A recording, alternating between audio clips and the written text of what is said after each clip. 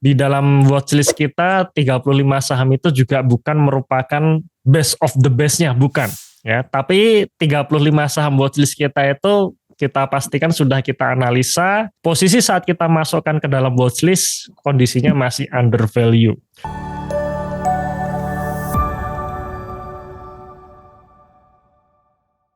Untuk Sido di harga dan kondisi saat ini posisi masih minus 25%. Apakah boleh untuk averaging down? Pak Temi 2157. Memang untuk saya sendiri itu pertanyaan yang sangat sulit adalah ketika kita pengen beli saham saat harga sahamnya ini sudah naik ya. Itu memang jujur itu pertanyaan yang susah itu. Apakah boleh atau tidak? Ya, kalau ditanya boleh atau tidak ya boleh-boleh aja gitu ya. Karena memang tidak ada yang melarang. Tapi memang sekali lagi saya lebih senang masuk itu ketika harga sahamnya lagi nggak bergerak. Ini kan Sido udah naik terus nih, 3%, 7%, 1%, 2%. Jadi kalau nggak salah seminggu terakhir udah naik 20%. Nah ini kalau buat saya udah resiko nih, resiko market nih, udah volatile. Nah kalau misalkan mau averaging down, tunggu dulu kalem. Karena yang namanya harga saham itu nggak akan naik terus. Setelah naik itu pasti turun dulu gitu. Kan sekarang kalau rata-rata mereka-mereka yang sudah pegang di harga 500-an kan sudah floating profit 20-an% tuh. Itu 20-an% itu rata-rata udah nggak tahan buat jual. Nah jadi nanti kita lihat minggu depan. Kayaknya ya setelah kenaikan 20% ini mungkin akan volatile dulu ya. Turun dulu ada yang take profit. Ya, kemudian ada yang take profit, setelah turun ada yang beli lagi. Nah itu volatile. Kalau volatile seperti itu saya nggak nyaman untuk beli. Kenapa? Karena pasti akan membuat kita ini ya deg-degan.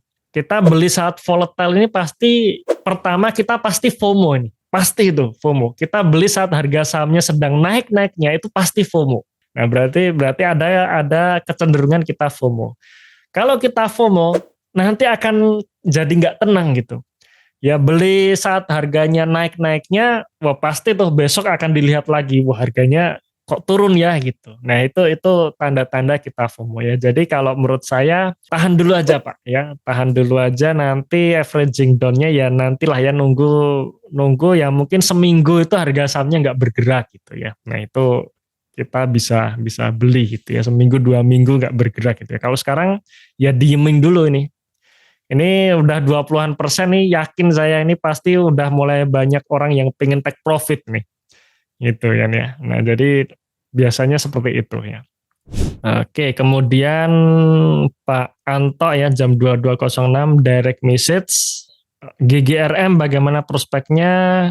Jujur kurang tahu saya Pak mengenai rokok karena kebetulan juga tidak masuk ke watchlist kita ya. Jadi saya kurang tahu. Cara ceknya adalah yaitu tadi, apa yang menyebabkan kinerjanya turun dan apakah ada potensi kinerjanya naik di tahun ini atau tidak. Nah itu memang harus didalami sih Pak ya. Jadi kurang tahu saya untuk kondisi GGRM saat ini. Kemudian untuk SCMA sesuai dengan watchlist saja Pak. Di situ ada kira-kira nilai wajarnya. Tapi memang SCMA ini kan kita masuk karena harganya jatuh, dia ada potensi turnaround ya. Ada potensi turnaround. Belum kejadian nih, cuma nanti kita tunggu ya rilis Q4-nya. Jadi sekali lagi teman-teman ya, kalau kita beli saham itu memang di dalam watchlist kita kan memang ada tuh potensi harga wajar. Harga wajar tersebut akan tercapai ketika kinerjanya naik. Ya, jadi pasti akan ada saham-saham yang akhirnya harga sahamnya tidak akan ke nilai wajar ya karena skenarionya tidak sesuai harapan kita. Ya, skenarionya atau yang kita harapkan kinerjanya naik, ternyata dalam perjalanan terjadi force majeure misalkan ya, tiba-tiba perusahaannya nambah utang atau ada kejadian tertentu yang membuat kita sudah ngeblank lagi nih tentang potensi kinerja ke depan. Ya sudah, itu nggak bisa kita harapkan sampai ke harga wajar ya. Jadi yang terpenting teman-teman ya, bukan masalah harga wajarnya, bukan. Tapi sebagai keyakinan kita terhadap kinerja perusahaan tersebut. Jadi kalau kita nggak yakin dengan kinerja perusahaan tersebut bakalan naik, ya jangan dipilih ya walaupun potensi upside-nya masih tinggi gitu ya. Nah jadi itu Pak mungkin mengenai SCMA ya. Oke, apakah Unilever berpeluang turnaround seperti Sido? Penurunan kinerja kuartal 3 efek dari boykot produk-produk Unilever. Ya, jadi kalau boykotnya ini sudah berhenti, kemungkinan kinerjanya akan kembali normal seperti tahun 2023 kemarin ya. Tapi apakah bisa kinerjanya seperti tahun 2017? Nah ini zamannya kayaknya sudah mulai berubah ya. Sekarang kalau dulu nggak ada produk lain selain Unilever, sekarang saingannya udah banyak. Bahkan Unilever ini memang pernah kita masukkan ke watchlist kita tahun 2022 mungkin ya. Karena manajemen waktu itu punya inisiatif. Ya, dia mau melakukan premiumisasi produk. Ya, jadi produk-produk yang tadinya menyasar menengah ke bawah ini dipremiumisasi sehingga menjadi lebih lux untuk menyasar orang-orang menengah ke atas, yang dimana orang-orang menengah ke atas ini kan kebal terhadap inflasi gitu ya, daya belinya masih kuat. Ternyata kalah gitu ya, ternyata nggak sesuai harapan, nggak berhasil inovasinya, ya sudah kita keluarkan jadi ya kita keluarkan ya sebelum drop sampai di harga sekarang ya, dan ternyata inovasinya tidak berjalan dengan baik ya, kemudian ditambah dengan boykot produk Unilever, kinerjanya jatuh ya makin turun ya. Jadi kalau misalkan potensi turnaround itu ada ya, momennya adalah boykotnya udah berhenti, cuman menurut saya sampai sebatas itu aja.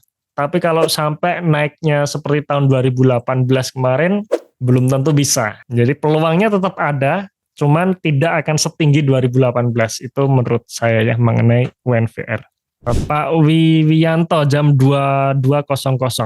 Kriteria BI LDR Bank maksimum 92%. Kalau ada bank yang LDR di atas 100%, apakah bisa diartikan periode berikutnya bank tersebut ekspansi kreditnya akan melambat?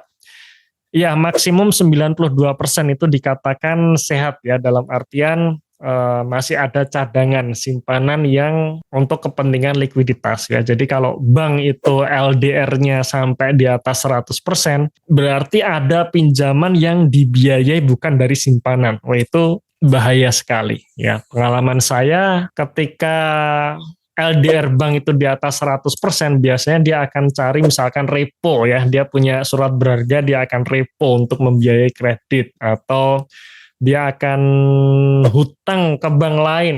Kondisi seperti itu bisa berjalan lancar kalau likuiditas di market itu sedang berlimpah. Nah, berbeda ketika likuiditas market seret.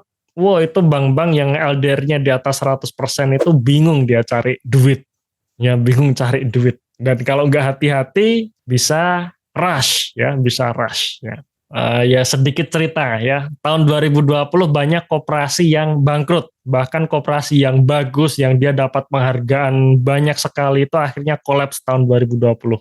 Mengapa? Karena menurut saya koperasi-koperasi ini dia juga tidak memperhatikan rasio-rasio seperti itu, rasio likuiditas, yaitu kelemahan koperasi ya. Jarang sekali waktu itu ya, jarang sekali saya menemukan koperasi itu dia punya manajemen sendiri yang mengurus tentang likuiditas, itu jarang. Ya, pokoknya koperasi itu ada simpanan, pinjaman gitu aja ya. Nah itu yang harus kita hati-hati kalau kita memang menyimpan uang kita di koperasi ya. Salah satu case kemudian masuk ke sini LDR 92%, di atas 100% ekspansi kreditnya melambat. Iya gitu, dan harus melambat, bahkan kalau bisa dikurangi. Jadi kalau saya dulu pengalaman kerja di bank, setiap bulan itu secara makro bank itu ada rapat lah ya, rapat yang dipimpin langsung direktur utama. Dia akan selalu mereview LDR. Kalau misalkan LDR-nya sudah melebihi batas maksimum yang kita tetapkan, ya bulan depan kreditnya jangan ekspansi dulu, gencarin simpanan. Ya, simpanannya harus digenjot. Kalau simpanan sampai nggak kegejot, kreditnya direm. Ya direm. Jadi itu selalu direview setiap bulan, dan semua bank itu pasti melakukan seperti itu ya. Jadi merapatkan mengenai asset and liabilities ya, komite itu yang mengetok tuh benar-benar direktur utama. Jadi nggak main-main ya. Nah, jadi kalau ada bank yang LDR-nya di atas 100%, kalau manajemennya baik, ya memang harusnya direm. Ya, harusnya direm, bahkan kalau bisa dikurangi. Ya, cuman kalau manajemennya nggak baik gitu kan ya, pengennya ekspansi terus, kreditnya dikencengin, wah itu bahaya ya, kayak bom atom. Seperti itu. Jadi harusnya memang melambat. Ya harusnya memang melambat itu kalau manajemennya benar, kalau enggak ya nggak akan digubris ya. Jadi memang belum tentu, ya belum tentu. Di investor portfolio itu sudah pasti kalau itu saya akan update terus ya. Jadi silahkan nanti teman-teman buat join di investor portfolio. Ini ada juga nanti rencana program lifetime-nya juga ya di investor portfolio. Dan juga 35 watchlist-nya.